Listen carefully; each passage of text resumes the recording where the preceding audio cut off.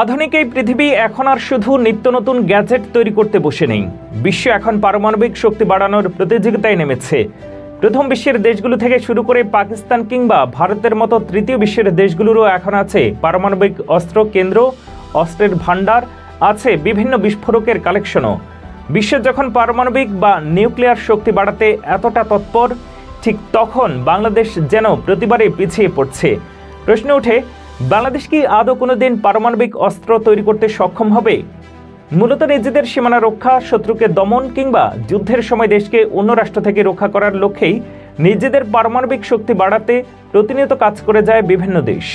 America, চীন, Russia, Bharat, এমনকি পাকিস্তানও এই প্রতিযোগিতায় বেশ এগিয়ে। নিজের দেশের সামরিক বাহিনীকে শক্তিশালী হিসেবে অন্য দেশের সামনে প্রতিষ্ঠিত করতে পারমাণবিক শক্তির যেন তুলনা নেই। কিন্তু এই তালিকায় বাংলাদেশের নাম খুঁজে পাওয়া যায় না।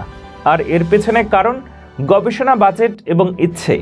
বিশেষজ্ঞদের মতে পরমাণু শক্তিকে সামরিক শক্তিতে ব্যবহার করার জন্য দরকার সূক্ষ্ম গবেষণা এবং প্রযুক্তিগত অবকাঠামো।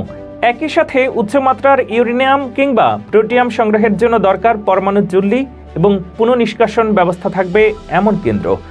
বর্তমানে বাংলাদেশে পরমাণুর সাথে জড়িত আছে রূপপুর পারমাণবিক বিদ্যুৎ প্রকল্প, কিন্তু এর কোনো চুল্লি কিংবা কাঠামোই পারমাণবিক অস্ত্র তৈরির উদ্দেশ্যে রাখা হয়নি।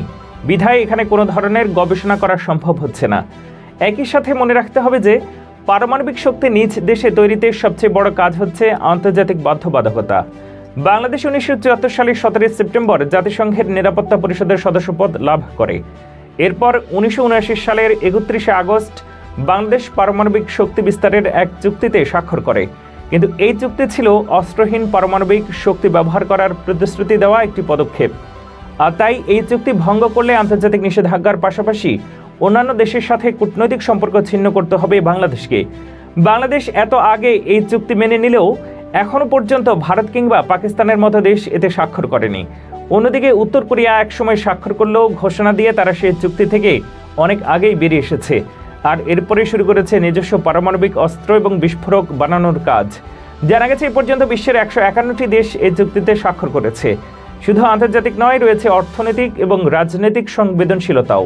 এই তথ্য কারো কাছে লুকায়িত নয় যে অর্থনৈতিক দিক থেকে বাংলাদেশ এখনও অন্যান্য দেশ থেকে অনেক বেশি পিছিয়ে। আর তাই পারমাণবিক অস্ত্রের মতো বিশাল বাজেটের প্রজেক্টে অর্থ খরচ করার মতো বাজেট বাংলাদেশের আদৌ আছে কিনা এই প্রশ্ন রয়ে যায়। কূটনীতিবিদদের মতে বাংলাদেশ শুরু থেকেই শান্তিপূর্ণ অবস্থানে থাকতে আগ্রহী একটি দেশ। পারমাণবিক অস্ত্র তৈরি বাংলাদেশের এই কৌশলগত নীতিকে ভেঙে ফেলতে পারে। আর তাই বাংলাদেশের পক্ষে পারমাণবিক শক্তি সামরিকভাবে কাজে লাগানো অনেকটাই অবাস্তব ধারণা। চুক্তি মেনে এখন পর্যন্ত বাংলাদেশ তাই পারমাণবিক শক্তিকে বিদ্যুৎ ক্ষেত্রে কাজে লাগিয়েছে। বাংলাদেশে পারমাণবিক শক্তির উন্নয়নে পারমাণবিক বিদ্যুৎ কেন্দ্র স্থাপনের প্রথম পরিকল্পনা গৃহীত হয় 1961 সালে। সেই থেকে এই প্রকল্প স্থাপনের সম্ভাব্যতা যাচাইয়ের পর 1963 সালে পাবনা রূপপুরকে প্রকল্পের স্থান হিসেবে নির্বাচন করা হয়।